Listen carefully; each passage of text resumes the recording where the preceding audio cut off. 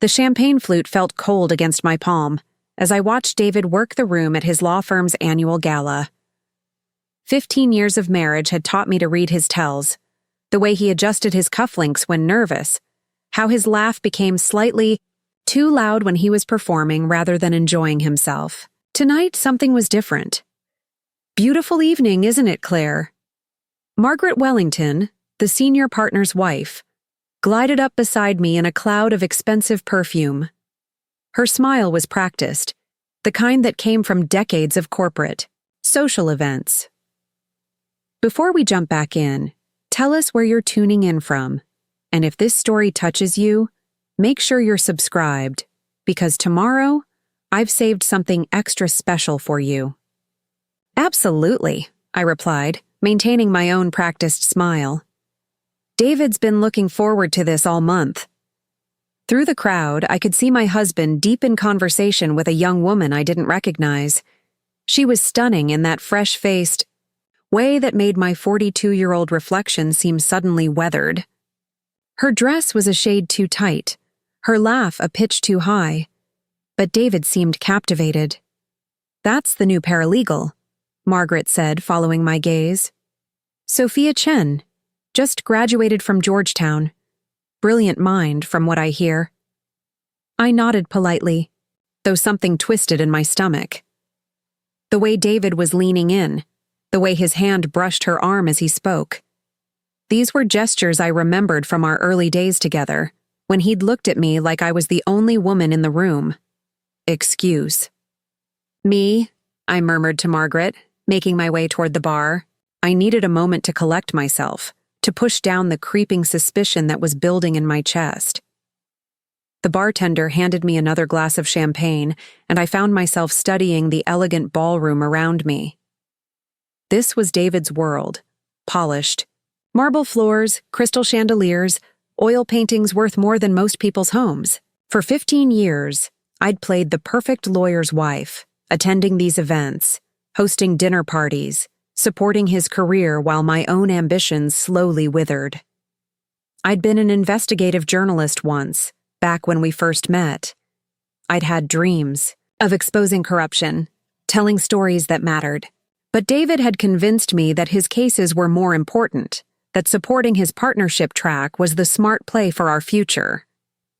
Think of it as an investment, he'd said. Once I make partner, you can go back to writing. We'll have the financial security to take risks. That was 8 years ago. He'd made partner. I was still waiting. There you are. David's voice interrupted my thoughts. He appeared beside me, his hand settling on the small of my back in a gesture that once felt protective but now seemed possessive. I've been looking for you. Preparing and narrating this story took us a lot of time, so if you are enjoying it like this video, it means a lot to us. Now back to the story. Just admiring the venue, I said, turning to face him. Up close, I could see the slight flush on his cheeks, the way his eyes seemed brighter than usual. You seem to be having an interesting conversation with the new paralegal. Something flickered across his face. Guilt? Annoyance? It was gone before I could identify it. Sophia? She's incredibly sharp. We were discussing the Morrison case. She had some fascinating insights into the precedent research. I'm sure she did. I kept my voice light, neutral. Years of marriage had taught me not to voice suspicions without proof. David was a lawyer, after all. He could argue his way out of anything. The evening continued with the usual rhythm of corporate socializing. I smiled at the right moments, laughed at mediocre jokes, and made small talk about charity work and vacation plans. But my eyes kept drifting back to Sophia Chen, watching how she moved through the room, how other people's faces lit up when she spoke. She was everything I'd once been: ambitious, energetic, full of ideas and passion. The kind of woman who could discuss legal precedents at a cocktail party and make it sound fascinating.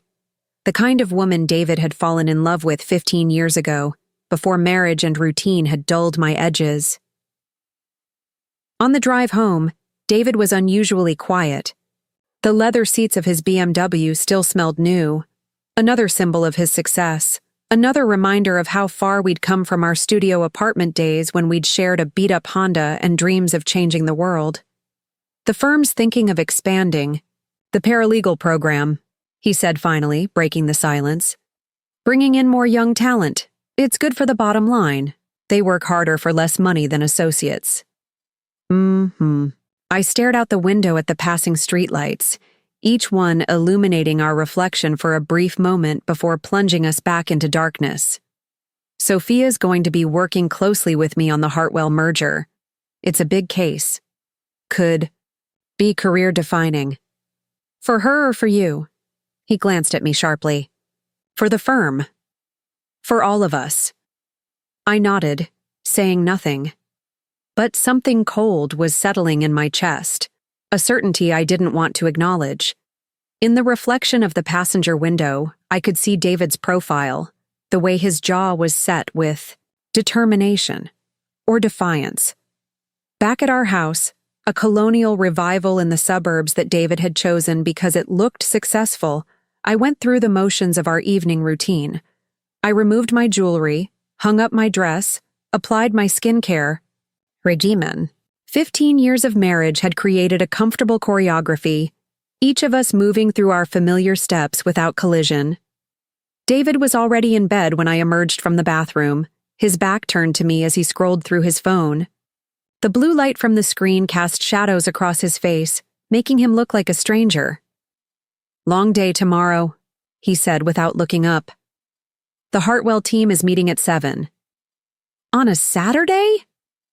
Big case, I told you. His thumb moved across the screen with practiced efficiency. I'll probably be late. Don't wait up. I slipped under the covers, maintaining the careful distance we'd unconsciously established over the years. Our king-size bed felt like an ocean, with each of us floating on our separate shores. Once we'd fallen asleep tangled together in a double bed, unable to imagine needing so much space. David? Do you ever miss it? The way things used to be? He was quiet for so long I thought he'd fallen asleep. When he finally spoke, his voice was carefully neutral. Things change, Claire. We grow. We evolve. But as I lay there in the darkness, listening to his breathing slowly deepen, I couldn't shake the feeling that we hadn't evolved together. We'd simply grown apart. Two paths diverging so gradually that neither of us had noticed until we were standing on opposite sides of a canyon. The next morning, David was gone before I woke up. He'd left his coffee mug in the sink, a small rebellion, against our usual routine of loading the dishwasher together. On the kitchen counter, his laptop was closed but still warm. He'd been working before he left. I made my own coffee and sat at our breakfast bar, looking out at the garden I'd spent years cultivating.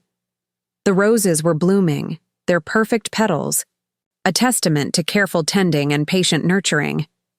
But even they seemed different now, beautiful but somehow distant, like a painting I was viewing rather than living within. My phone buzzed with a text from my sister Rachel. Coffee this afternoon? I have news, I smiled, grateful for the distraction. Rachel was everything I wasn't. Spontaneous, dramatic, completely unfiltered.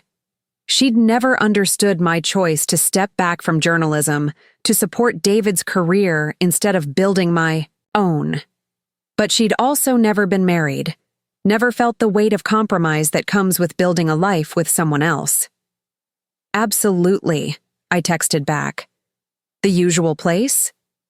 The usual place was a small cafe downtown, the kind of independent spot that served excellent coffee and had mismatched furniture that somehow worked perfectly together. It was also conveniently located near the offices where I used to work, back when I had a career instead of just a role. I spent the morning doing the things that filled my days now, paying bills, scheduling appointments, researching vacation, destinations David and I would probably never take. The house felt larger when he wasn't in it, more echo-prone. I found myself wondering what Sophia Chen was doing, whether she was sitting in a conference room with my husband, her young mind crackling with ideas and ambition. By afternoon, I was ready to escape the weight of my own thoughts. The cafe was busy, filled with the weekend crowd of families and couples and solo patrons with laptops. I spotted Rachel immediately. Her red hair was unmistakable, and she was gesturing animatedly at someone across from her. As I got closer, I realized she wasn't alone. A man was sitting with her, someone I didn't recognize but who seemed completely comfortable in her animated presence. He was attractive in an understated way. Dark hair, kind eyes, wearing jeans and a button-down shirt that looked expensive but not showy. "Claire!" Rachel jumped up and hugged me. "Perfect timing. I want you to meet Marcus. Marcus, this is my sister Claire, the one I've told you about." Marcus stood and extended his hand. His grip was firm, his smile genuine. "Rachel talks about you constantly. It's nice to finally meet you." "All good things, I hope," I said, sliding into the chair Rachel had saved for me. "Mostly," Marcus grinned, earning a playful swat from Rachel. As we settled into conversation, I learned that Marcus was a photographer, recently returned from a year-long assignment documenting climate change in the Arctic. His work had been featured in National Geographic, which explained the quiet confidence he carried. Here was someone who had found a way to turn passion into purpose, who hadn't compromised his vision for someone else's idea of success. "What about you?" he asked. "Rachel mentioned you were in journalism?" The question hit me like a small punch to the stomach. "I was, a long time ago. Now I'm between projects." Rachel shot me a look but didn't contradict me. She knew better than to expose my choices in front of a stranger, even a kind one. "What kind of journalism?" Marcus persisted, his interest seeming genuine. "Investigative. Corporate corruption, mostly. Political scandal. The stuff that makes people uncomfortable at dinner parties." His eyes lit up. "That's incredible. The world needs more people willing to ask difficult questions." "Needed," I corrected gently. "Past tense." "Why past tense?" I found myself looking at my wedding ring, twisting it around my finger in a gesture that had become unconscious over the years. "Life gets complicated. Priorities change." Marcus nodded, but I could see him filing away my deflection, the way a good interviewer learns to read between the lines. He was probably wondering what had happened to the woman who had once chased down corruption stories. What had transformed her into someone who spoke about her own life in past tense? I was wondering the same thing. The conversation moved on to other topics: Rachel's latest art project, Marcus's upcoming exhibition, shared friends and experiences that connected them in ways I couldn't fully access. But I found myself studying him, curious about this man who had chosen to live authentically, who hadn't been worn down by compromise and expectation. When my phone buzzed with a text from David, I almost didn't look, but habit won out. "Working. Late again. Don't hold dinner." It was barely 3 in the afternoon. "Everything okay?" Rachel asked, noticing my expression. "Fine," I lied. "David's working. Big new case." Marcus looked at me with those perceptive eyes again, and I had the uncomfortable feeling that he could see more than I was saying. But he didn't push, didn't pry. Instead, he changed the subject to something lighter, giving me space to collect myself. By the time we said goodbye, the sun was setting and I was facing another evening alone. Rachel hugged me extra tightly, whispering in my ear, "Call me if you need anything at all." The drive home felt longer than usual. When I pulled into our driveway, the house looked exactly as I'd left it.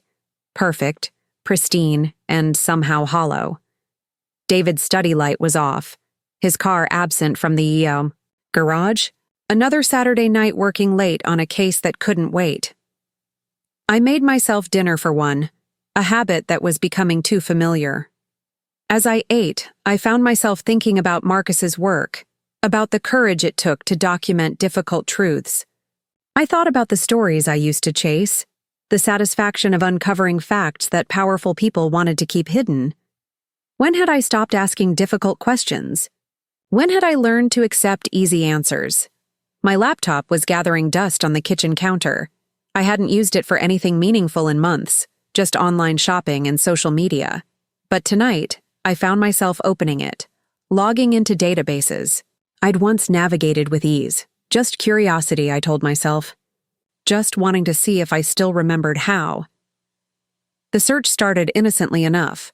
General information about David's firm, recent cases, public records that were freely available.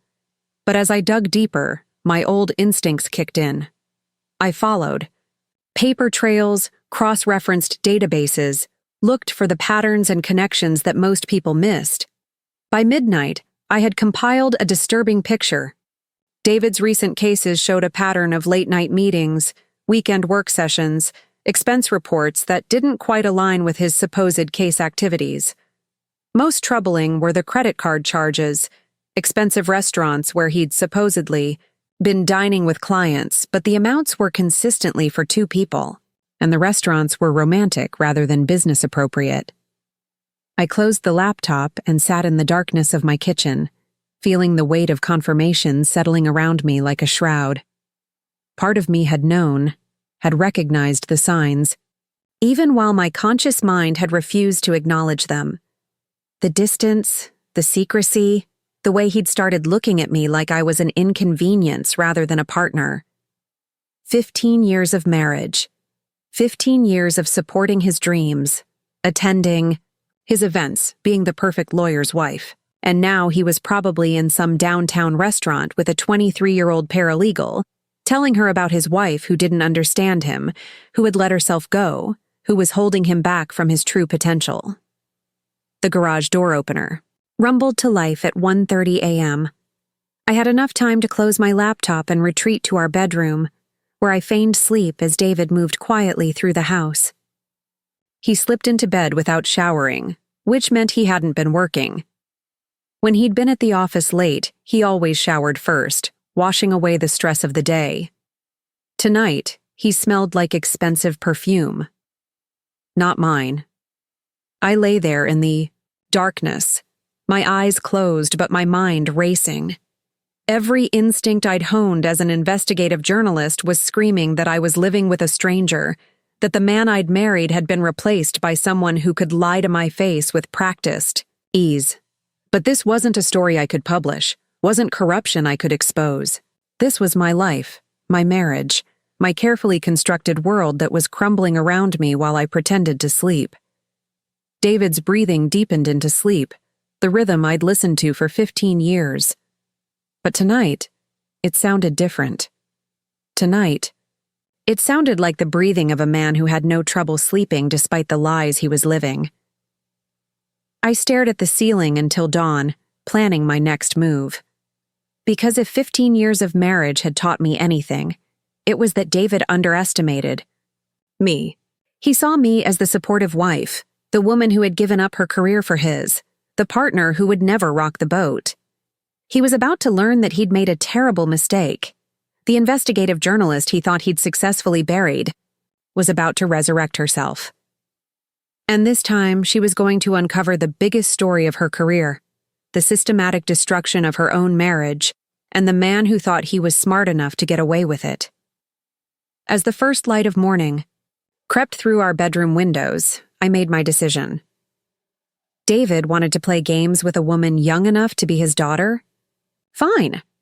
But he'd forgotten that he was married to someone who had made a career out of exposing liars and cheaters.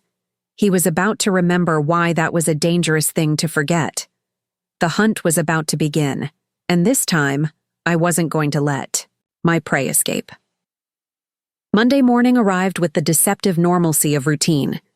David left for the office at his usual time, briefcase in one hand, travel mug in the other, pecking my cheek with the same distracted kiss he'd given me for the past 5 years.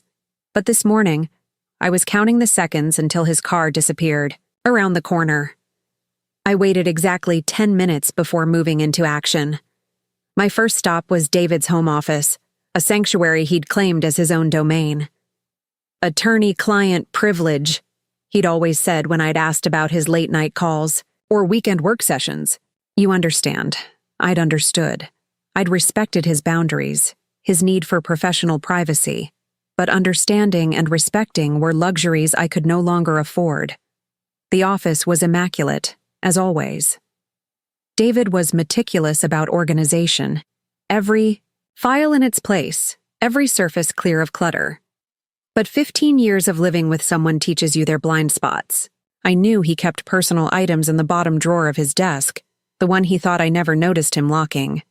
The lock was a simple desk drawer mechanism, the kind that looked secure but could be bypassed with a paperclip and patience. Skills. I'd learned as a young journalist investigating a corrupt city councilman who'd underestimated a 25-year-old woman with a journalism degree and something to prove.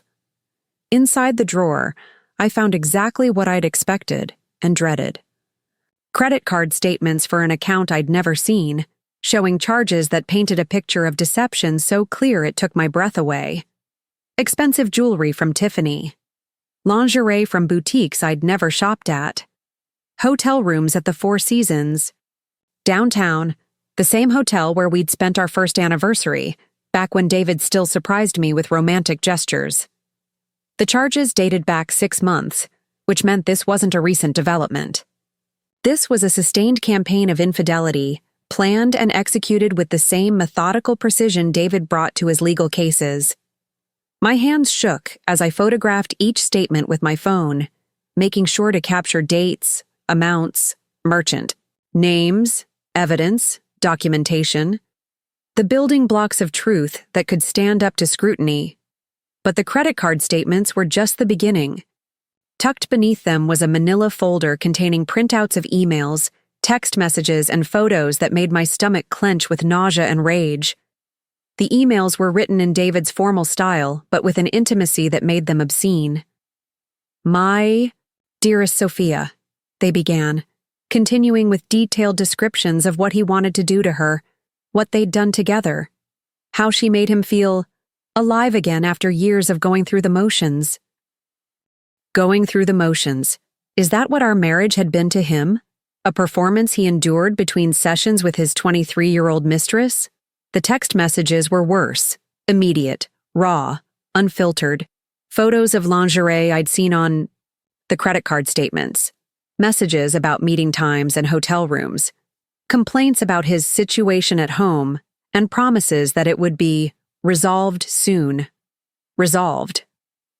As if I were a legal problem to be settled, rather than the woman who'd supported his career for 15 years. The photos were the final betrayal. David and Sophia at restaurants I'd never been to, her young face glowing with happiness, his arm around her waist possessively. They looked like what we'd once been, a couple in love, seeing the world as their oyster, believing their connection was special and eternal.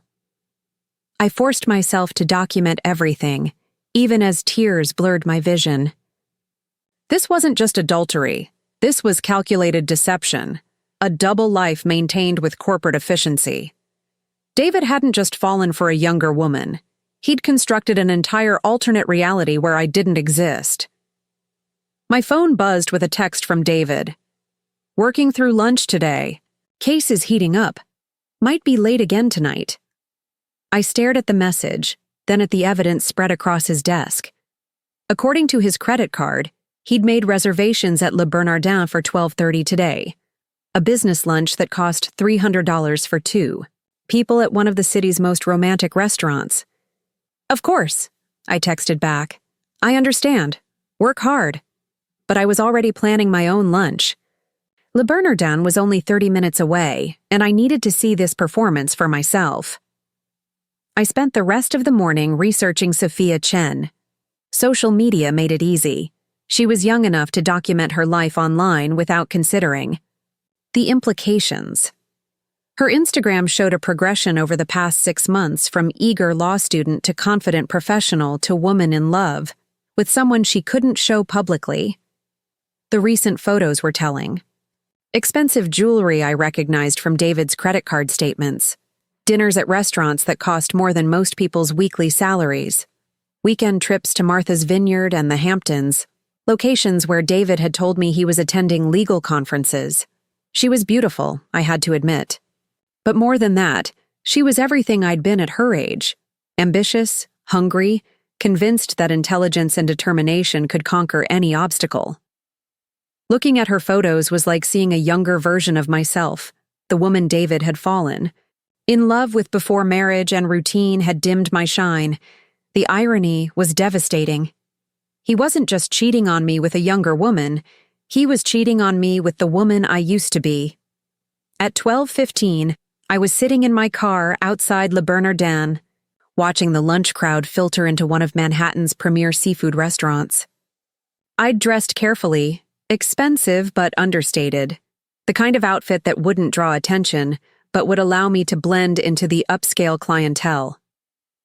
They arrived separately, David first, checking his watch and adjusting his tie with the nervous energy I recognized from important client meetings. Sophia appeared 5 minutes later, radiant in a dress that probably cost more than I spent on clothes in a year.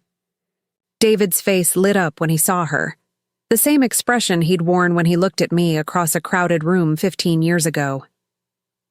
I waited until they were seated before entering the restaurant. The maitre d' looked skeptical when I requested a table for one, but a $20 tip, and the mention that I was waiting for a colleague secured me a booth with a clear view of their intimate corner table. Watching them together was like witnessing a performance of my own past. David's hand, covering hers across the white tablecloth, his head leaning in to catch her whispered words. The way he laughed at her stories, his attention completely focused on her as if she were the only person in the room. I remembered that attention. I remembered being the recipient of that focused charm, feeling like I was the most fascinating woman alive when David turned his full attention on me. Now I was watching him deploy those same tactics on someone else, seeing my own seduction replayed with a different actress. They stayed for 2 hours, far longer than any business lunch.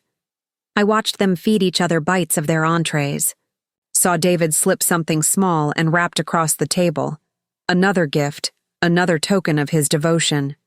When they finally prepared to leave, David's hand lingered on Sophia's lower back as he helped her with her coat, a gesture of possession and protection that had once made me feel cherished. They kissed goodbye on the sidewalk, not caring who might see them. It wasn't the quick peck of colleagues or the cautious embrace of new lovers. This was the kiss of two people who had moved beyond secrecy into something deeper and more dangerous. I followed David back to his office building, watching him transform from devoted lover back to professional attorney as he walked through the marble lobby. By the time he reached the elevator, his expression had returned to the controlled neutrality I'd grown used to seeing at home. The compartmentalization was masterful. In one life, he was the passionate lover, showering his young mistress with attention and expensive gifts. In the other, he was the dutiful but distant husband, going through the motions of a marriage he'd clearly outgrown. But David had forgotten something crucial about me. Before I became his wife, I'd been a journalist. And journalists don't just observe, they investigate.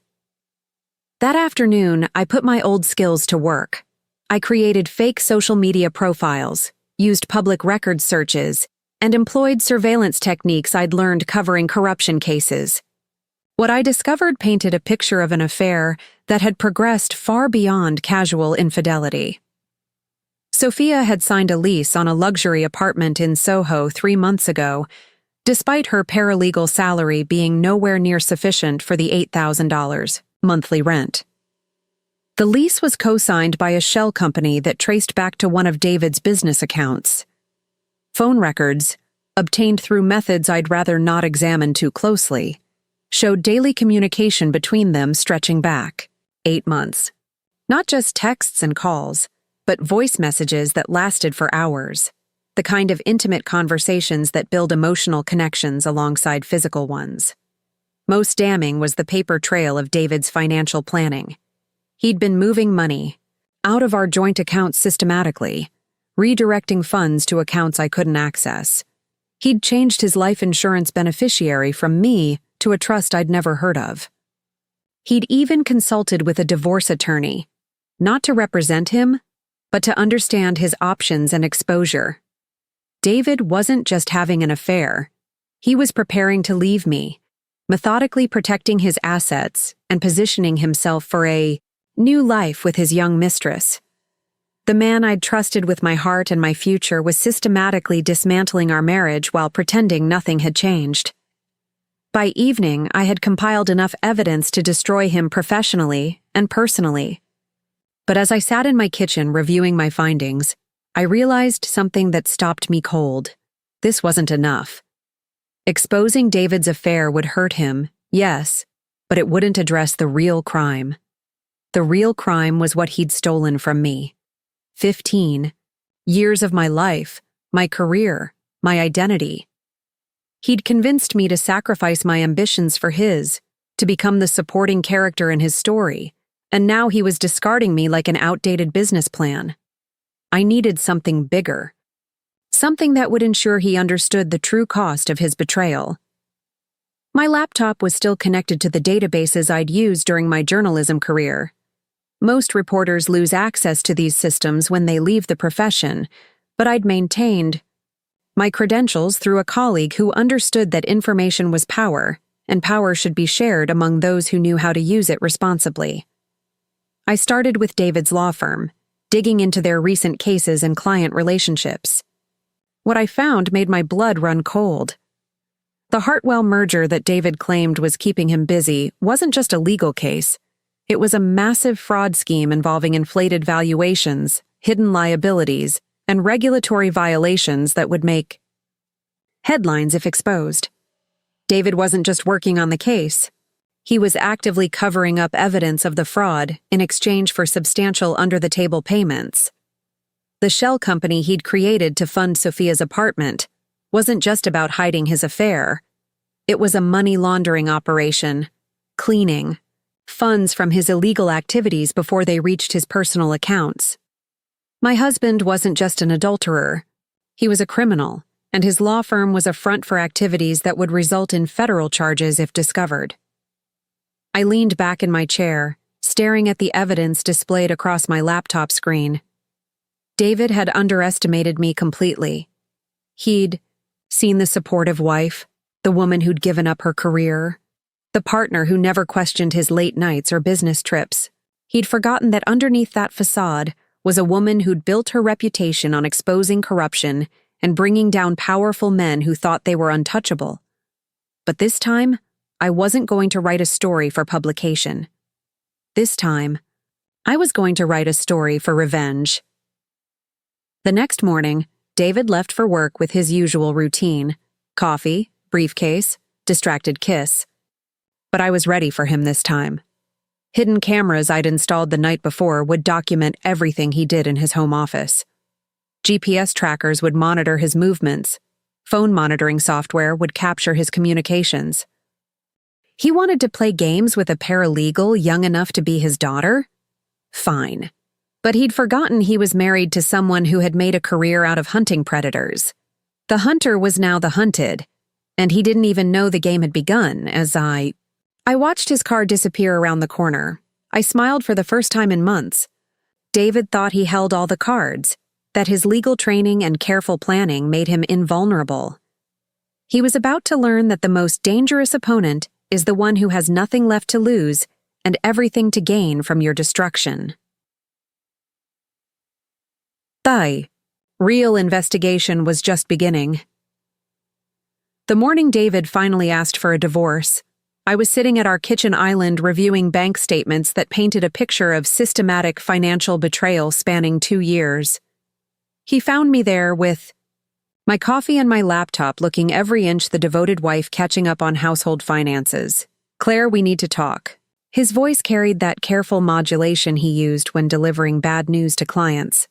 Professional, detached, practiced. I looked up from my screen, allowing just the right amount of surprise to cross my face. "Of course. What's on your mind? He sat across from me, his hands clasped in front of him like he was conducting a client meeting. Even now, faced with the dissolution of our marriage, David couldn't step out of his lawyer persona. I think we both know this hasn't been working for a while, he began, his words clearly rehearsed. We've grown apart. We want different things. I think it would be best for both of us if we pursued separate lives. I set down my coffee cup carefully, buying time to arrange my expression into the perfect mixture of shock and hurt. Are you saying you want a divorce? I'm saying I think it's time we both admitted what we've known for months. We're not happy, Claire. When was the last time we really talked? When was the last time we laughed together? The irony was breathtaking. He was using our emotional distance, a distance he'd created through months of lies and betrayal, as justification for abandoning our marriage. It was masterful manipulation, turning his infidelity into our mutual failure. Is there someone else? I asked, my voice barely above a whisper. Something flickered in his eyes. Guilt? Relief? This isn't about someone else. This is about us. About what's best for our future. The lie came so easily to him that I wondered how many others he'd told over the years. How many times had he looked me in the eye and spoken words that bore no relationship to reality? I see.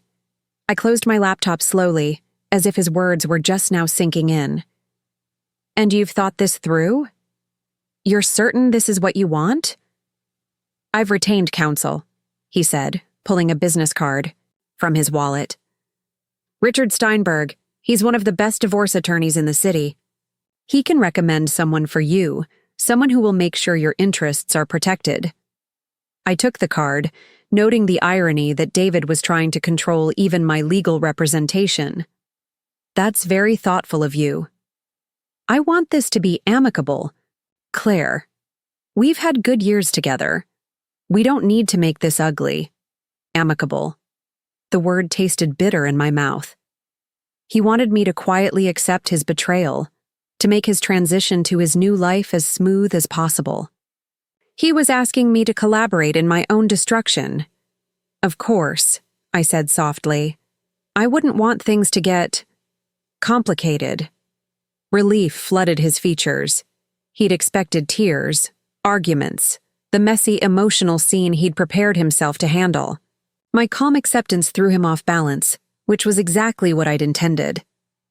I'll stay at the Marriott downtown for now, he continued, just until we can work out the arrangements.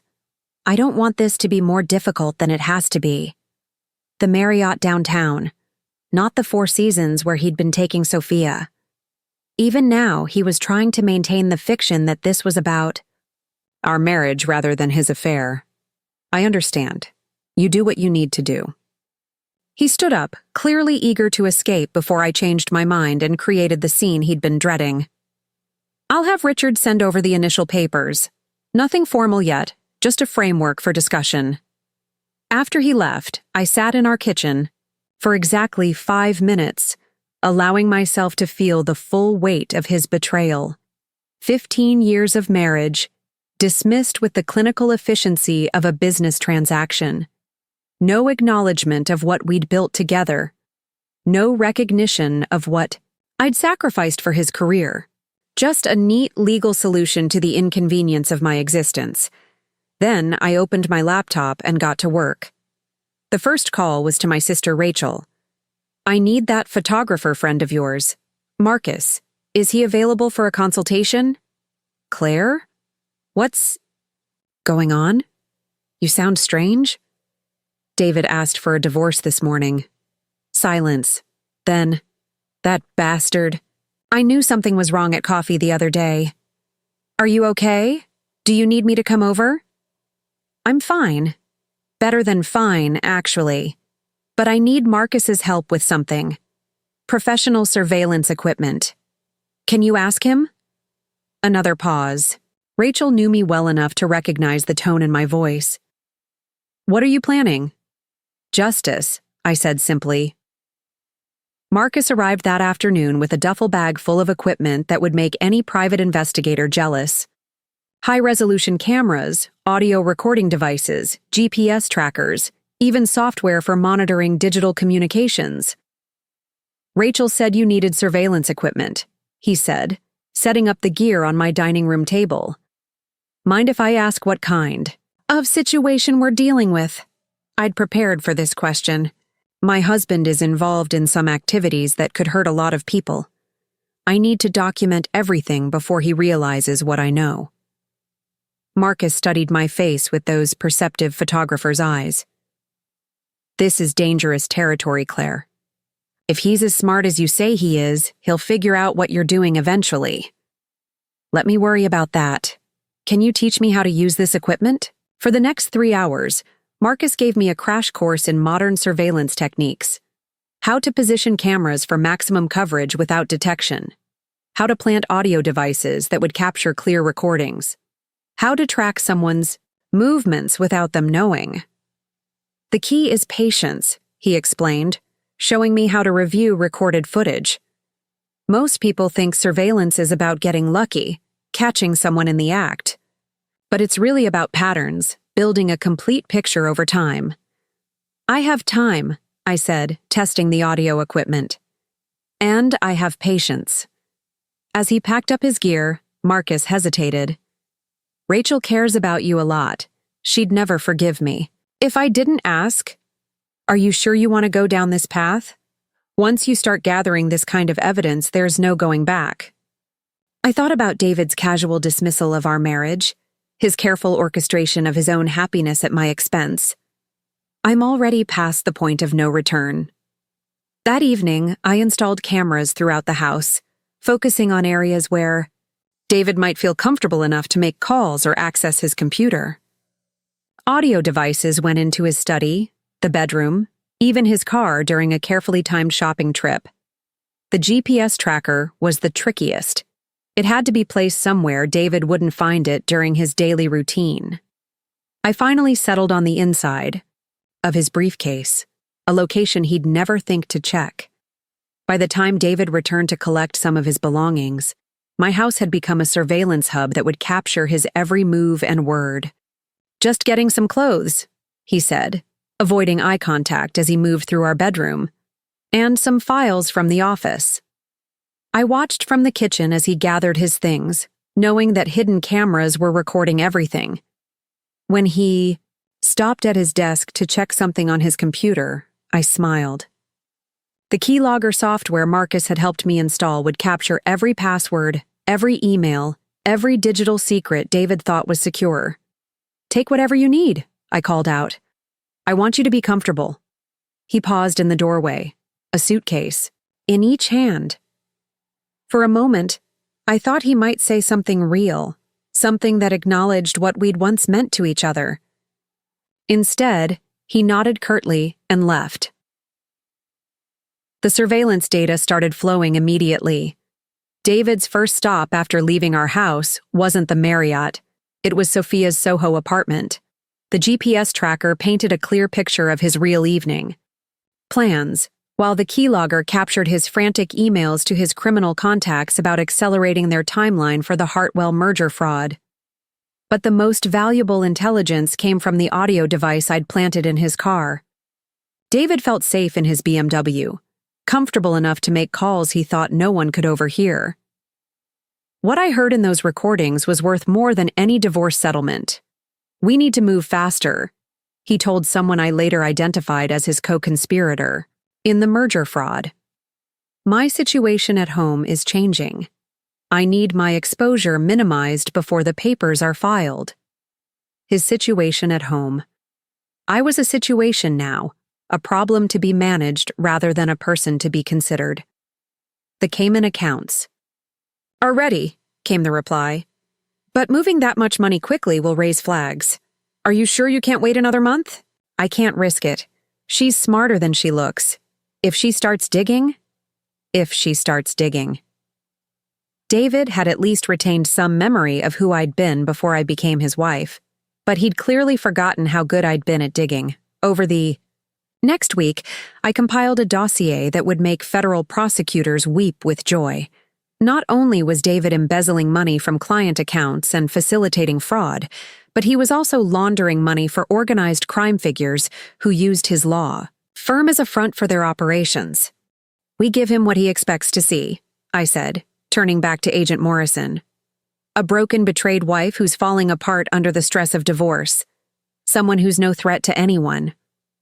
You want to play victim? I want to play the role he's written for me. The discarded wife who's too emotional and unstable to be taken seriously? Let him think his surveillance has revealed a woman on the verge of breakdown, someone his lawyers can easily discredit if necessary." Agent Morrison considered this. "It's dangerous if you miscalculate his response." "I won't miscalculate. I know David better than he knows himself. His arrogance is his weakness. He can't resist believing he's the smartest person in the room." Over the next week, I gave David's investigator exactly what David wanted to see.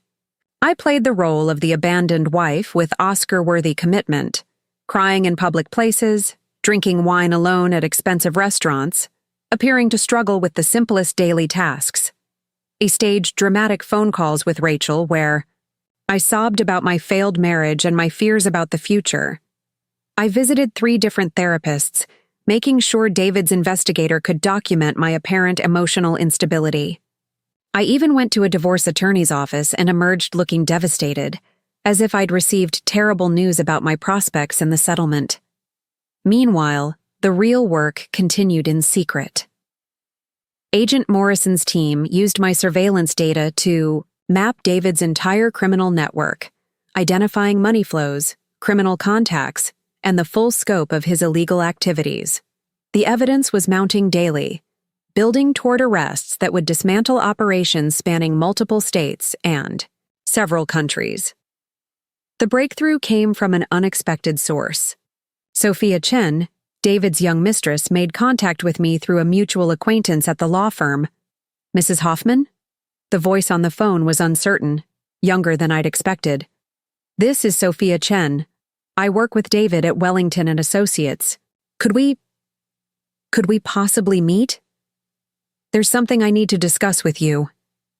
My first instinct was to refuse, to protect the investigation by avoiding any contact with David's lover. But something in her tone, a vulnerability that didn't match the confident young woman I'd observed from a distance, made me reconsider. "What did you want to discuss?" I asked carefully. "It's about David, about things I've discovered.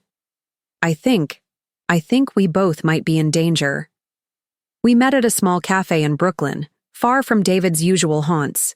Sophia arrived first, and I was struck by how different she looked from the polished professional I'd seen with David. Her face was drawn, her hands shaking as she clutched her coffee cup. "Thank you for coming," she said as I sat down across from her. "I wasn't sure you would." "What's this about, Sophia?" She looked around nervously before pulling out her phone. "David doesn't know I have this. I found it in his briefcase by accident when I was looking for aspirin." The phone contained text messages between David and someone named Vincent, conversations about money transfers, account numbers, and elimination of potential problems. The final message, sent just hours earlier, made my blood run cold. The wife is becoming unstable. If the situation deteriorates further, we may need permanent solutions. Permanent solutions. David was discussing having me killed as casually as he might discuss changing law firms. "I don't understand what this means," Sophia said, her voice barely above a whisper. "But David's been different lately. Paranoid. He's been asking me questions about my family, my friends, like he's checking whether I have connections to law enforcement." I studied the young woman across from me, seeing past her beauty to the fear underneath. "Sophia, how much do you know about David's business activities?" "I know he works late a lot. I know he has clients who pay in cash. I know he's been moving money around, setting up accounts in different countries." She paused, her eyes filling with tears. "I know he's married to you, and I know what we're doing is wrong." "Why are you telling me this?" "Because I found something else. She pulled out a manila folder, her hands trembling as she opened it. David's been researching you. Your background, your work as a journalist, your family. And he's been researching me too. My immigration status, my student loans, everything he could use to control me. The folder contained detailed dossiers on both of us, complete with vulnerabilities David could exploit. My file noted my dormant investigative skills and potential for interference with business operations. Sophia's file cataloged her precarious visa status and substantial debt, noting that she could be easily controlled through financial and legal pressure. We weren't lovers to David. We were assets to be managed and potential threats to be neutralized. I.G. wanted to believe he loved me, Sophia said, tears streaming down her face. I wanted to believe I was special, but I'm just another thing he's controlling, aren't I? I reached across the table and covered her hand with mine. Yes, but you don't have to stay controlled. What do you mean? I thought about Agent Morrison, about the investigation that was closing in on David's criminal empire, about the federal prosecutors who would need witnesses to convict the entire network. I mean, there's a way out of this. But it requires courage, and it requires trusting. Me? Sophia looked at me with eyes that were far older than her 23 years. What kind of way out? The kind that ends with David in federal prison instead of on a beach in the Caymans with your passport confiscated and your life destroyed. She was quiet for a long moment, processing the implications. When she finally spoke, her voice was stronger than I'd heard it all afternoon. What do you need me to do? I smiled, feeling the familiar thrill of a complex investigation coming together. David had made another critical error. He'd underestimated both the women in his life. The abandoned wife and the disposable mistress were about to become his worst nightmare. I need you to help me save both our lives, I said, and destroy his in the process. As we left the cafe together, I felt the final pieces of the puzzle clicking into place. David had spent months orchestrating what he thought was the perfect crime, stealing millions, eliminating his inconvenient wife, and starting fresh with his young lover. What he didn't know was that he'd actually orchestrated his own destruction, bringing together two women who had every reason to want him gone and all the tools necessary to make it happen. The trap was almost ready to spring. And this time, there would be no escape route. Sophia proved to be a natural at deception, which shouldn't have surprised me given that she'd been living a double life for months. What did surprise me was her capacity for strategic thinking once she understood the full scope of David's manipulation. He's planning to have dinner with Vincent Caruso tomorrow night, she reported during our clandestine meeting in Agent Morrison's safe house. David thinks it's about finalizing the money transfers, but Vincent's been asking questions about loose ends. Agent Morrison looked up from her surveillance notes. What kind of questions? Specifically about me and Claire. Vincent wants to know if David can guarantee our silence after he disappears. Sophia's voice was steady, but I could see her hands trembling slightly. David assured him that I would be coming with him willingly, and that Claire would be too emotionally devastated by the divorce to cause problems. And if those assurances prove insufficient? I asked, though I already knew the answer. Vincent has a reputation for solving personnel problems permanently, Agent Morrison said grimly. We've been tracking his organization for years. They don't leave loose ends. The safe house was a nondescript apartment in Queens, the kind of place where federal witnesses disappeared while building cases against dangerous criminals. But sitting there with Sophia and Agent Morrison, I felt more powerful than I had in years. We weren't just gathering evidence anymore. We were actively orchestrating David's downfall. There's something else, Sophia continued, pulling out her phone. David's been receiving calls from someone in the Cayman Islands, a banker named Harrison Webb. I think they're coordinating the final money transfers. Agent Morrison's eyes lit up. Webb is on our watch list. He's been facilitating money laundering for organized crime for decades, but we've never been able to get close enough to build a case. What if we could get closer? I asked, an idea forming in my mind. What if David led us directly to him? What do you mean? I stood up and walked to the window, looking out at the city where my husband was probably meeting with criminals, planning my elimination while believing I was home crying into a bottle of wine. David's planning to trigger the final transfers and leave the country within a week. But what if something went wrong with those transfers? What if he had to make an emergency trip to the Caymans to resolve problems with the accounts? Agent Morrison was already shaking her head. Too risky. If David gets suspicious, he could disappear permanently. We'd lose our chance to arrest the entire network. Not if he believes the problems are beyond his control, I said, turning back to face them. What if the Cayman accounts were frozen by local authorities due to suspicious activity?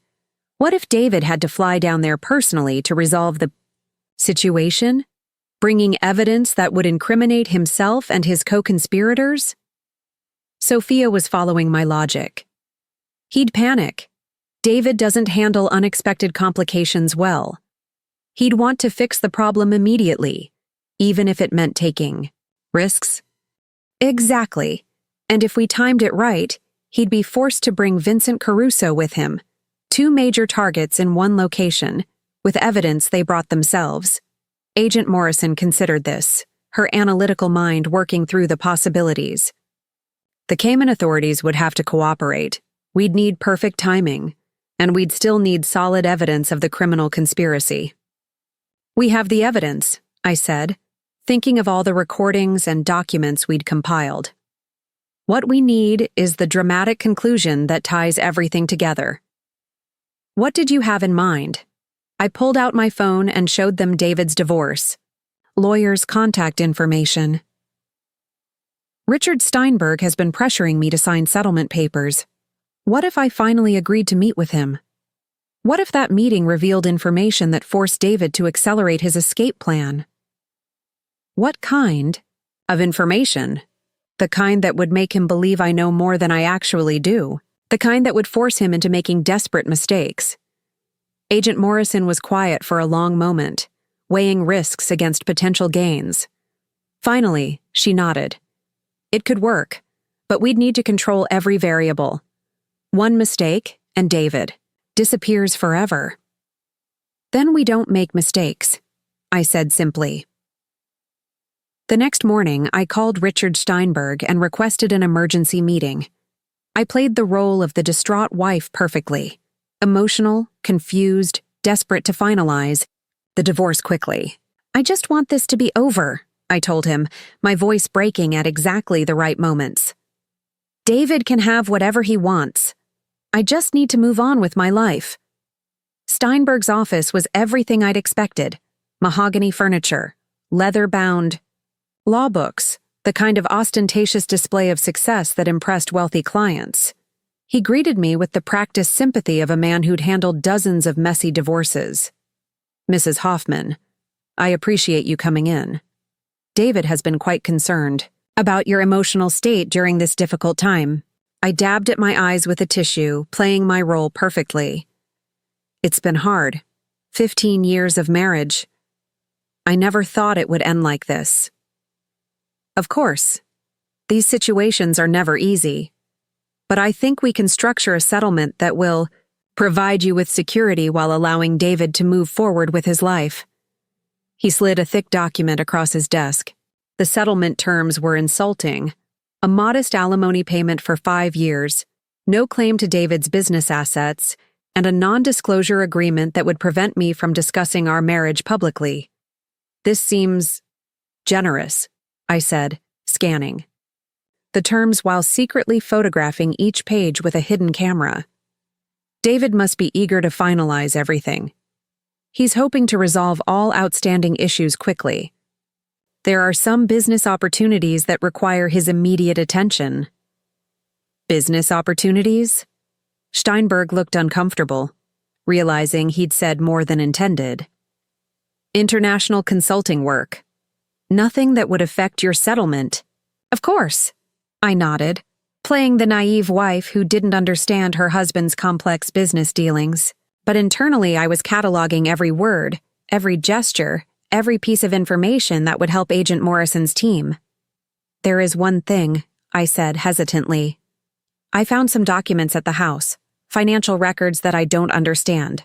Should I give them to David, or— The change in Steinberg's demeanor was immediate. What kind of financial records? Bank statements, mostly. Accounts I didn't know we had, and some correspondence with foreign banks. I paused, allowing uncertainty to creep into my voice. I wasn't sure if they were important. Steinberg was trying to maintain his professional composure, but I could see the alarm in his eyes. Mrs. Hoffman, it would be best if you brought those documents to me directly. Some of David's business records contain privileged information that could be misinterpreted by someone without legal training. Of course. I'll gather everything together and bring it by tomorrow. But I had no intention of waiting until tomorrow. As soon as I left Steinberg's office, I called Agent Morrison. He took the bait, I reported. Steinberg is going to call David the moment I'm out of the building. Perfect. We're monitoring all of David's communications. As soon as he learns about the documents, he'll start making calls. The response was faster than we'd anticipated. Within an hour, David was calling Sophia in a panic. We need to meet immediately, he told her, his voice tight with stress.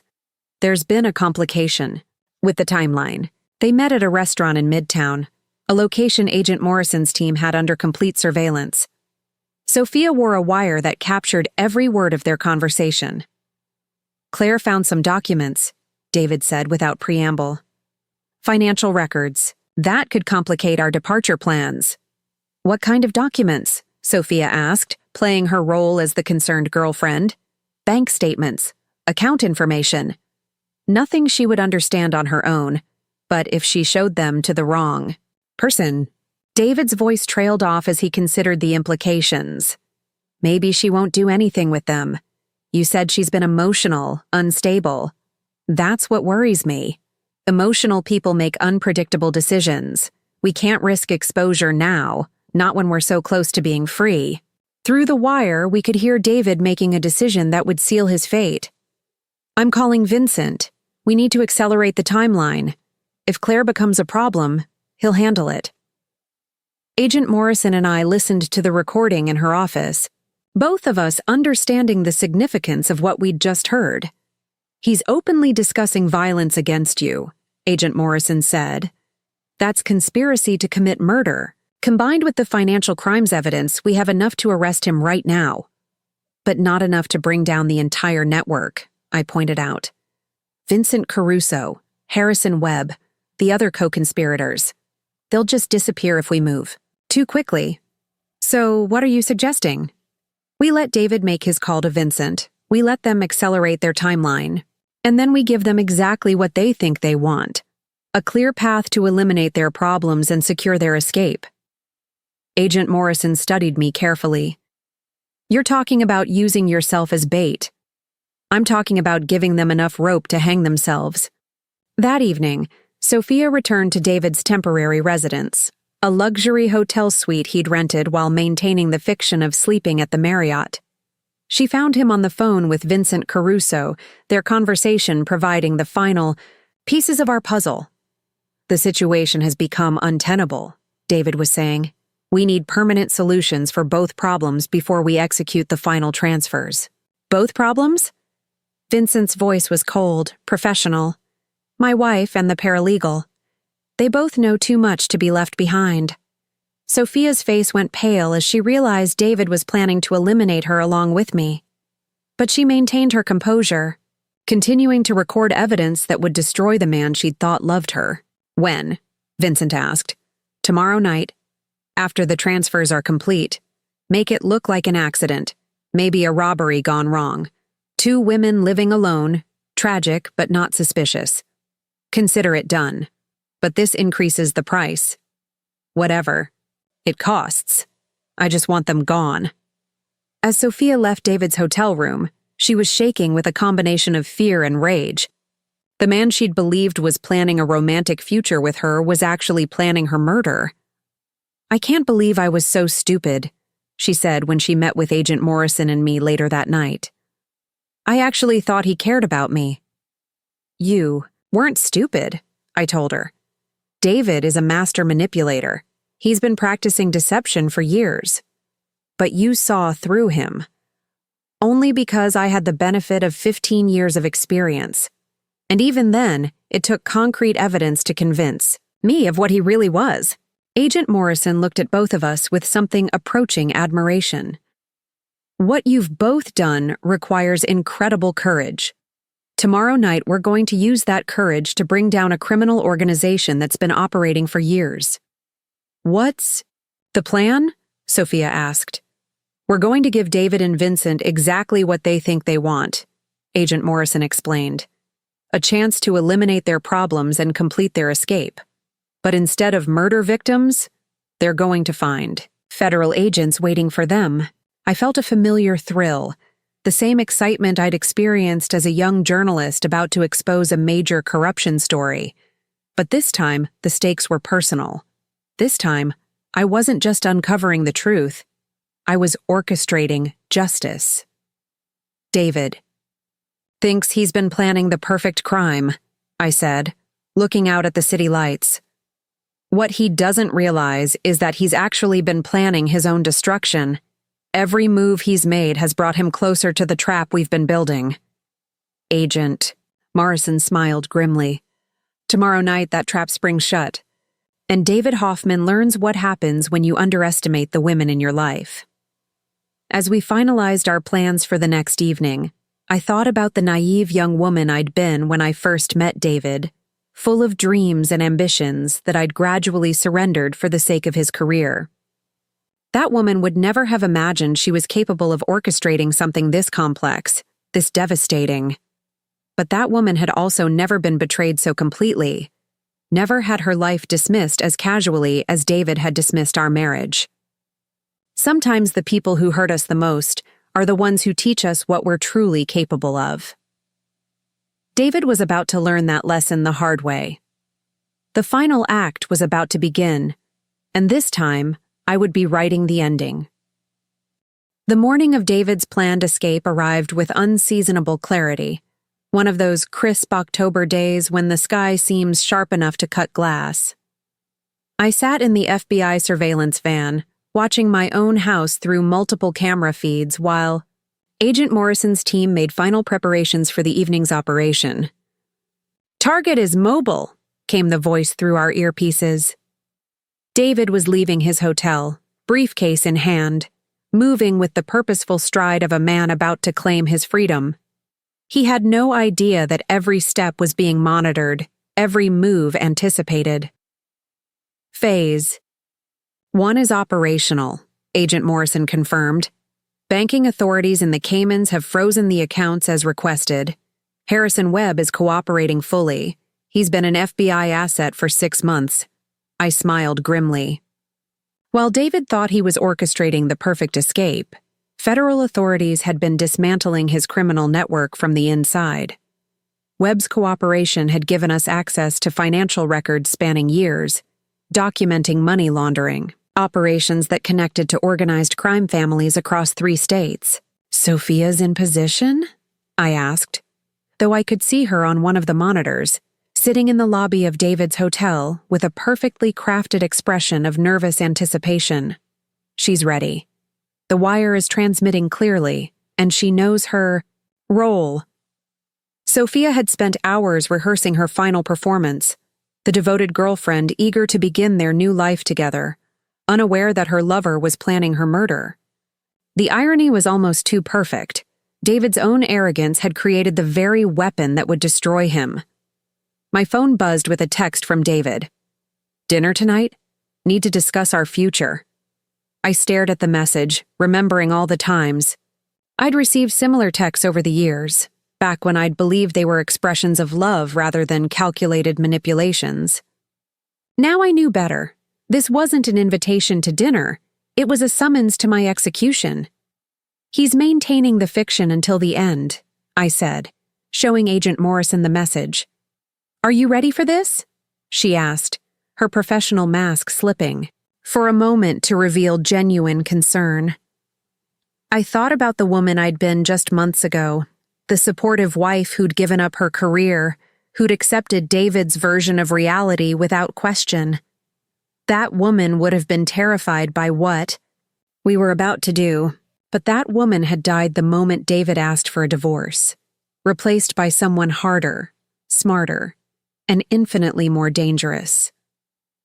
"I've been ready for this my entire life," I replied. "I just didn't know it until now."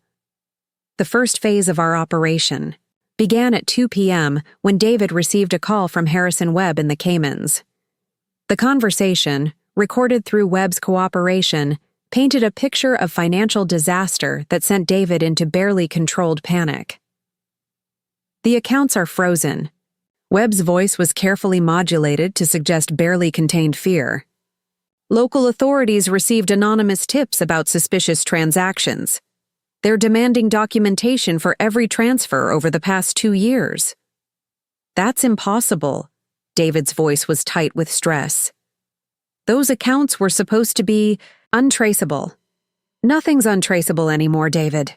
The international banking regulations have changed. If you want to salvage anything from this situation, you need to get down here immediately with complete documentation.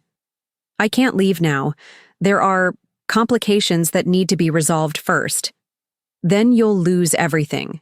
The authorities are threatening to seize all assets within 48 hours unless someone appears in person to verify the legitimate sources of the funds." Through the surveillance feeds, I could see David in his hotel room, pacing like a caged animal. This was the moment of truth. Would his greed overcome his caution? Would he risk everything to protect his stolen fortune? The answer came within minutes. David was on the phone with Vincent Caruso, his voice carrying the edge of desperation that signaled a man making critical mistakes. "We need to accelerate everything," David told Vincent. "The Cayman situation requires immediate attention, but I can't leave until the local problems are resolved." "What kind of timeline are we talking about?" "Tonight. It has to be tonight. Then I fly out first thing tomorrow morning. That's not much time to make things look natural. I don't care how it looks. I just need them gone. Agent Morrison and..." I exchanged glances. David was abandoning his careful planning, his methodical approach to criminal activity. Fear was making him sloppy, and sloppy criminals made mistakes that destroyed them. "Vincent's taking the bait," Agent Morrison reported. "He's assembling a team for tonight. Our undercover agents are already embedded in his organization. They'll be part of the crew he brings." And the Cayman trap? Set and ready. The moment. David steps off the plane tomorrow, he'll be arrested by local authorities. But we're not going to let it get that far. At 6 p.m., Sophia played her final scene with David. She arrived at his hotel room with a small suitcase, playing the role of the excited girlfriend preparing for their romantic escape. The hidden cameras captured every moment of their interaction. "I can't believe we're finally doing this," she said, her voice carrying just the right note of breathless anticipation. "It feels like a dream." David pulled her close, his hands possessive, on her waist. "It's not a dream, baby. It's our future. No more hiding, no more complications, just us." "What about your wife? Won't she try to cause problems?" Something cold flickered in David's eyes. "Claire won't be a problem after tonight. I've made sure of that." "What do you mean?" "I've hired professionals to handle the situation. By tomorrow morning, she'll be yesterday's news." Sophia's performance was flawless. A slight gasp, a moment of shocked silence, then the kind of nervous laughter that suggested she didn't fully understand what he was saying. "You're scaring me, David." "What professionals?" "The less you know, the better. Trust me, everything will be fine." But Sophia pressed on, her reporter's instincts, inherited from working with me, driving her to gather every piece of incriminating evidence. I don't want anything bad to happen to anyone. Maybe we could just leave without..." "Without what? Without protecting ourselves?" David's voice hardened. "Claire knows too much. She's been snooping around, asking questions. If we don't handle this now, she'll destroy everything we've worked for. But she's your wife. You loved her once.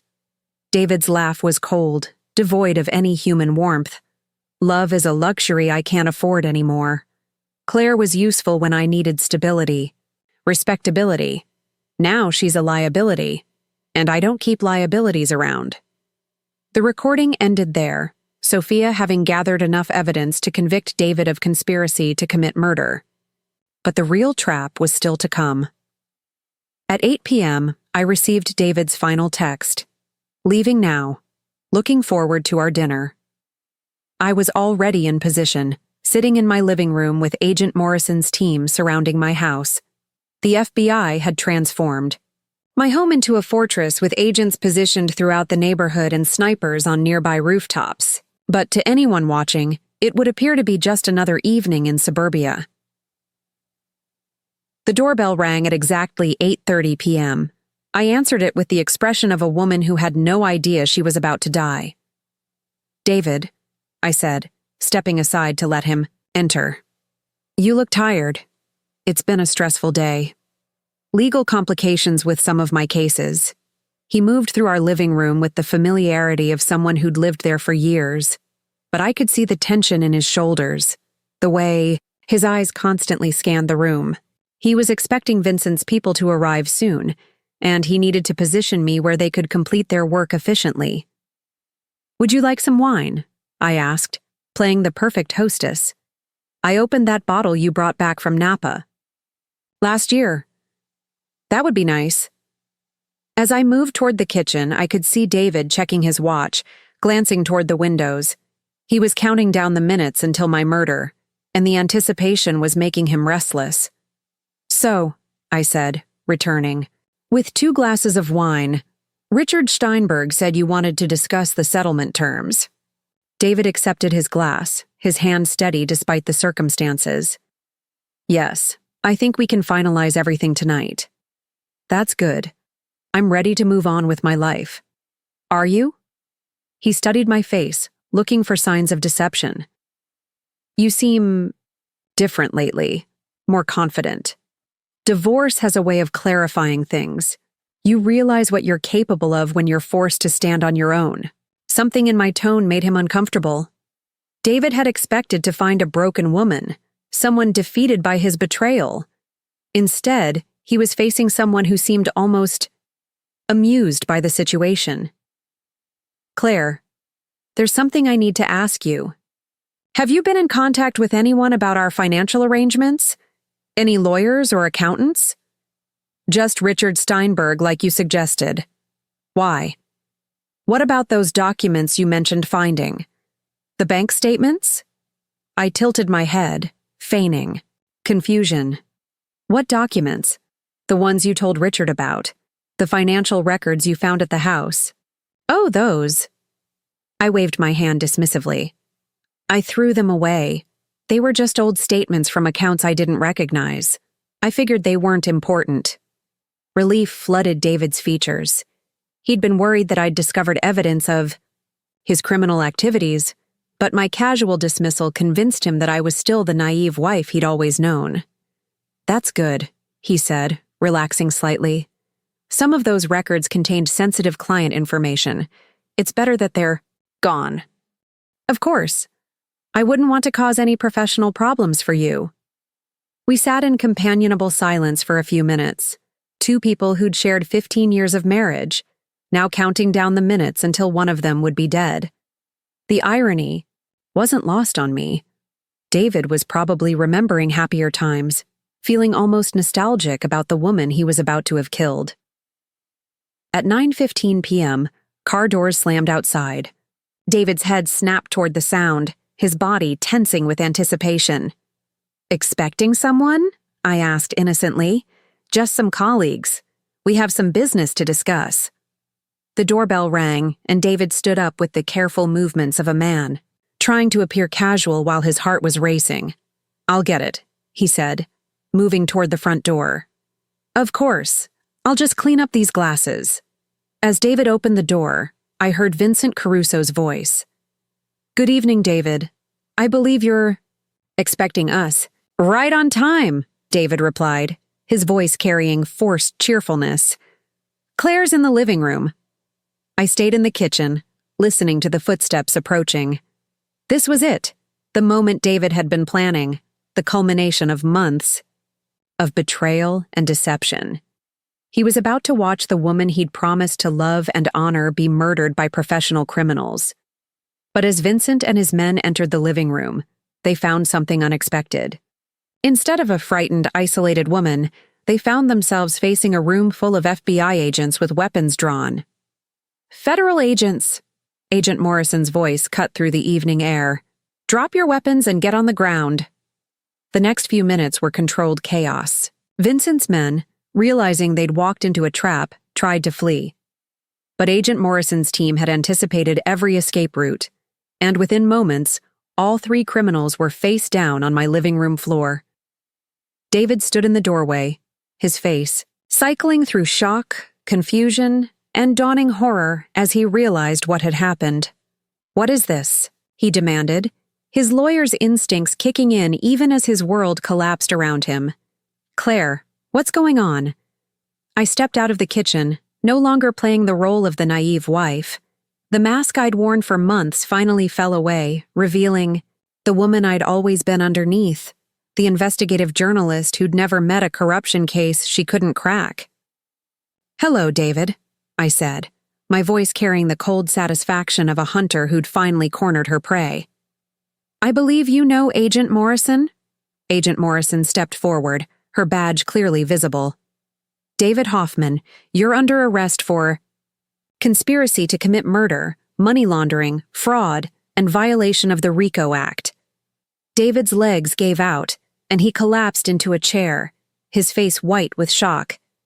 "This is impossible. Claire, you don't understand what you've done."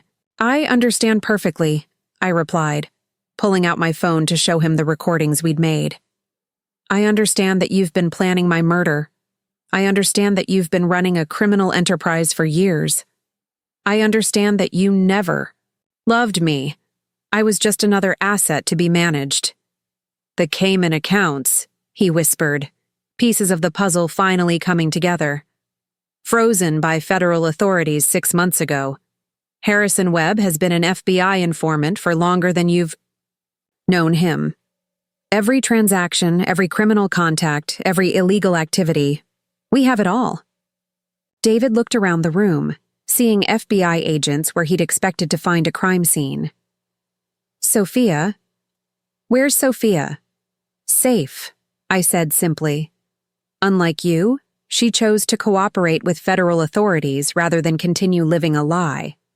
As if summoned by her name, Sophia appeared in the doorway, flanked by 2 agents.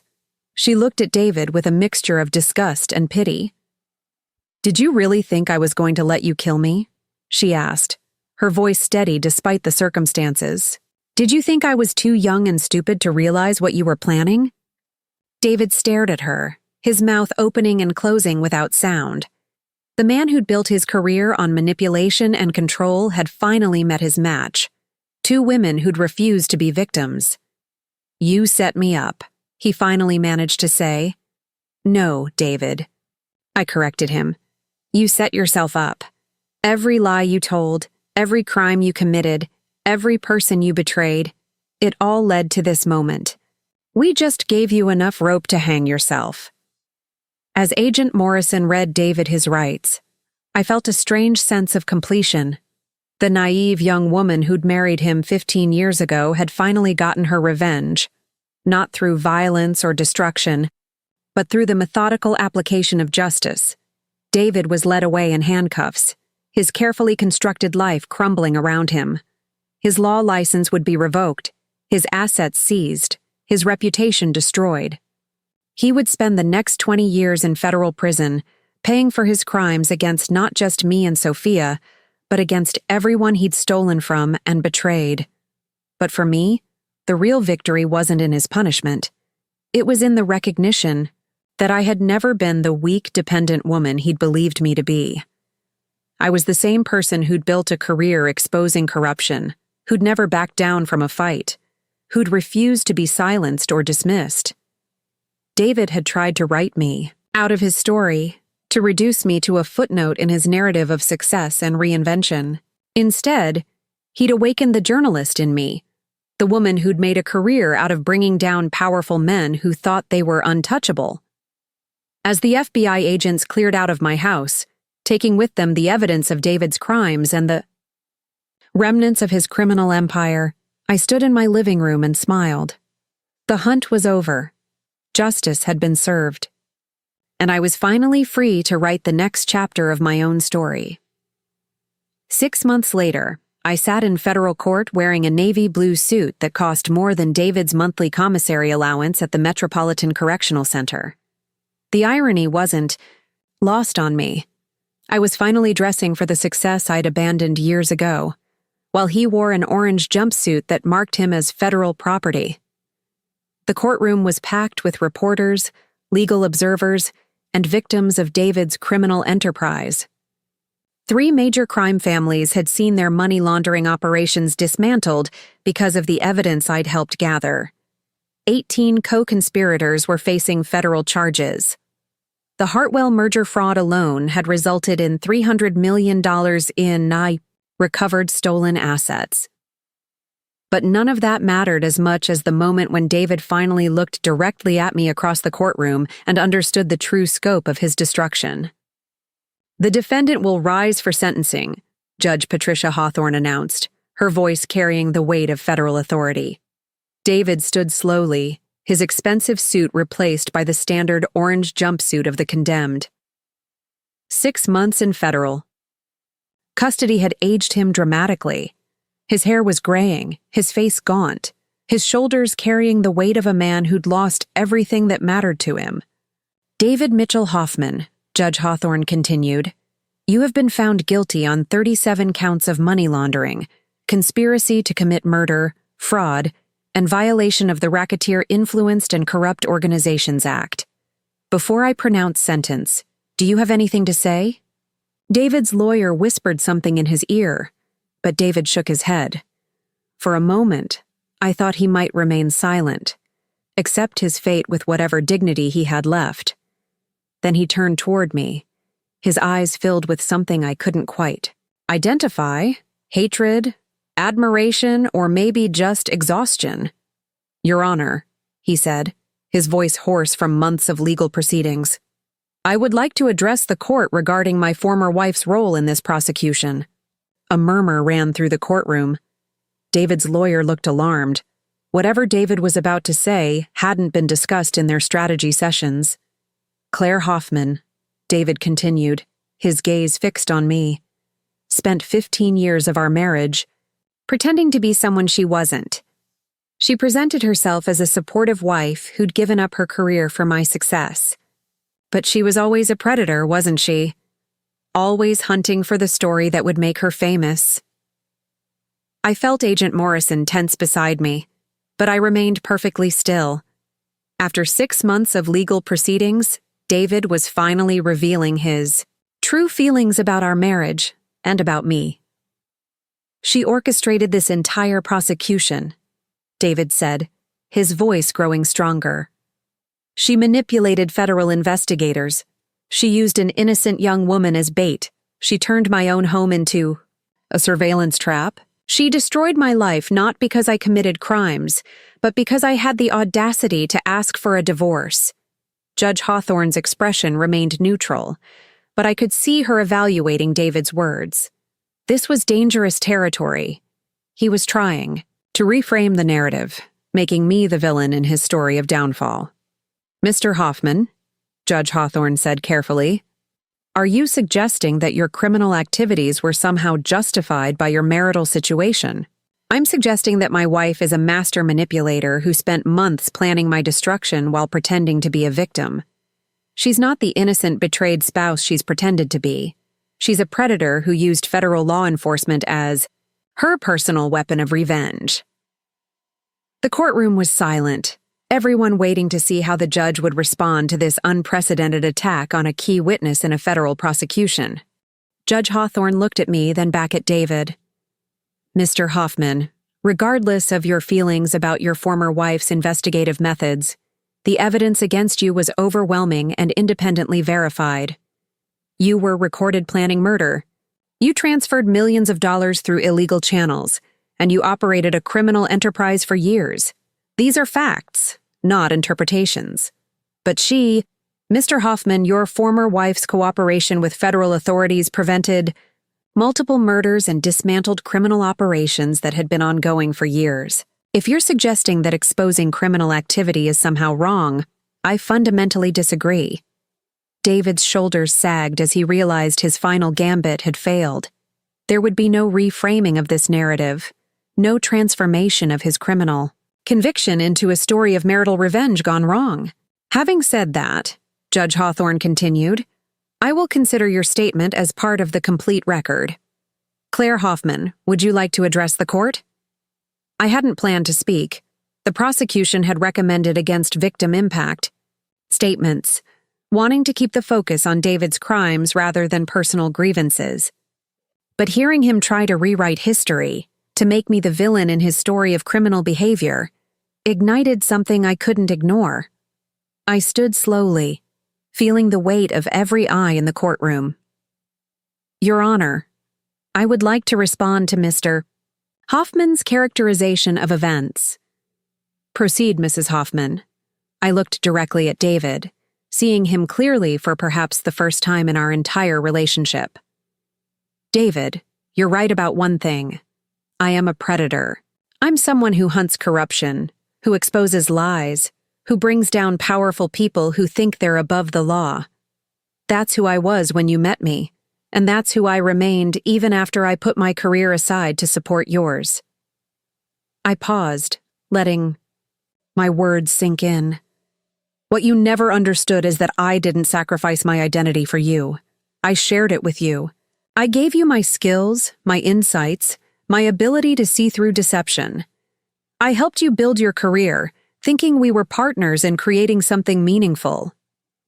David's face had gone pale, but I continued. You didn't fall in love with a weak woman who needed your protection. You fell in love with an investigative journalist who was good enough to help you win cases, smart enough to spot corruption, and strong enough to build the foundation for your success. The mistake you made was thinking that supporting you meant I'd lost the ability to investigate and expose you. I could hear the scratch of reporters' pens, could see the cameras focused on this unexpected moment of confrontation. You planned my murder not because I was weak, but because you finally remembered what I was capable of. You knew that if I started investigating, I would find the truth. And you were right. I did find the truth. All of it. I turned to address Judge Hawthorne directly. Your Honor, Mr. Hoffman wants the court to believe that justice was somehow perverted because the investigation was initiated by his betrayed wife. But justice doesn't become invalid based on who discovers the crime. Whether it's a federal agent, a whistleblower, or a woman who realizes her husband is planning her murder, the truth remains the truth. Judge Hawthorne nodded approvingly. Thank you, Mrs. Hoffman. Mr. Hoffman, do you have anything else to say before sentencing? David looked at me one last time, and I saw something I'd never seen before. Genuine respect mixed with his hatred. He'd finally understood who he'd been married to all these years, and the recognition was both bitter and complete. No, Your Honor, he said quietly. David Mitchell Hoffman, this court sentences you to 25 years in federal prison without the possibility of parole. You will serve your sentence at ADX Florence, and upon release, you will be subject to lifetime supervision by federal authorities. 25 years. David was 45 years old, which meant he wouldn't be released until he was 70, assuming he survived federal prison. His young mistress would be middle-aged by then, living her own life, having forgotten the powerful lawyer who'd promised her the world. As the bailiffs led David away, he turned back one final time. Our eyes met across the courtroom, and in that moment, I saw complete understanding pass between us. He finally knew who I really was, and I finally understood who he'd always been. The media frenzy outside the courthouse was everything I'd expected and avoided for months. Reporters shouted questions about the investigation, about my role in bringing down the criminal enterprise, about the future of organized crime prosecutions based on the evidence we'd gathered. I ignored them all, walking to the car where Agent Morrison was waiting. "How does it feel?" she asked as we drove away from the courthouse. "Like justice," I said simply. "Finally." "What's next for you?" I thought about the job offers I'd been receiving. Major newspapers wanting to hire the woman who'd single-handedly brought down a criminal empire. Television networks offering contracts for exclusive interviews. Book publishers competing for my story. "I'm thinking about going back to investigative journalism," I said. "It turns out I'm good at it." Agent Morrison laughed. "That's an understatement. The Bureau would love to work with you again if you're ever interested in consulting." "Maybe. Right now, I just want to remember what it feels like to be myself again." 3 months later, I stood in the newsroom of the Washington Post, my new press credentials hanging around my neck, feeling more alive than I had in years. My first assignment was investigating corruption in federal contracting, the kind of complex, multi-layered story that required patience, skill, and an understanding of how powerful people hide their crimes.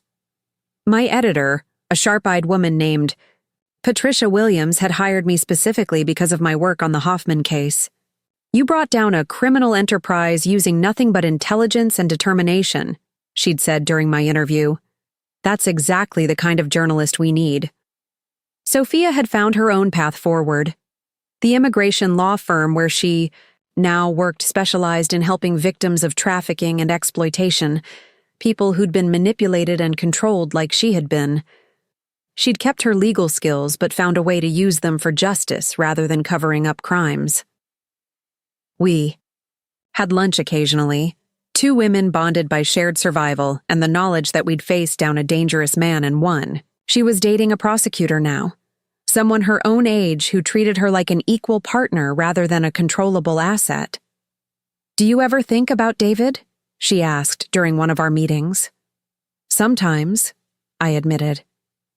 "I wonder if he understands, yet that he destroyed himself, that every choice he made, every crime he committed, every person he betrayed led directly to that courtroom."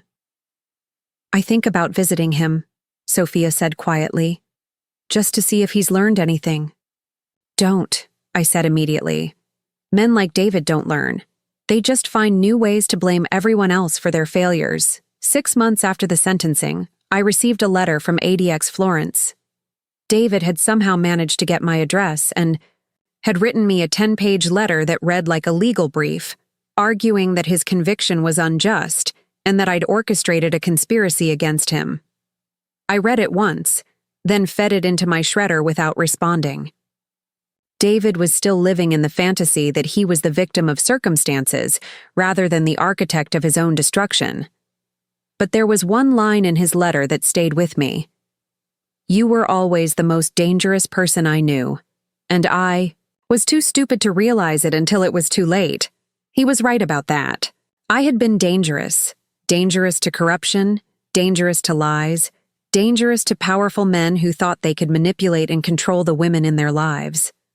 The mistake I'd made was forgetting that about myself, allowing marriage and compromise to dull the edge that had made me effective. David's betrayal had reminded me who I really was. In trying to destroy me, he'd actually freed me to become the person I was always meant to be. A year after the trial, my investigation into federal contracting fraud resulted in congressional hearings and the indictment of 12 government officials. My byline was on the front page of the Washington Post, above a story that would change how the federal government awarded billion-dollar contracts. I was back to doing what I did best, hunting corruption and bringing down powerful people who thought they were untouchable. The difference now was that I would never again allow anyone to convince me to be less than I was capable of being. David had wanted a wife who would support his ambitions while sacrificing her own. Instead, he'd been married to an investigative journalist who was good enough to destroy him when he finally gave her reason to do so. The irony was perfect, and the justice was complete. He'd tried to write me out of his story, and instead, he'd become a footnote in mine. As I sat in my new office, reviewing documents for my next investigation, I smiled, thinking about the naive young woman I'd been when I first met David. She'd had no idea what she was capable of, no understanding of the power she carried. But David had taught her in the most painful way possible that strength isn't something you sacrifice for love. It's something you bring to love. And when that love is betrayed, strength is what you use to rebuild yourself into something even more formidable than before. The hunter had reclaimed her territory. The prey had learned too late never to underestimate the woman whose life he'd tried to destroy. Justice, as it turned out, had been worth the wait.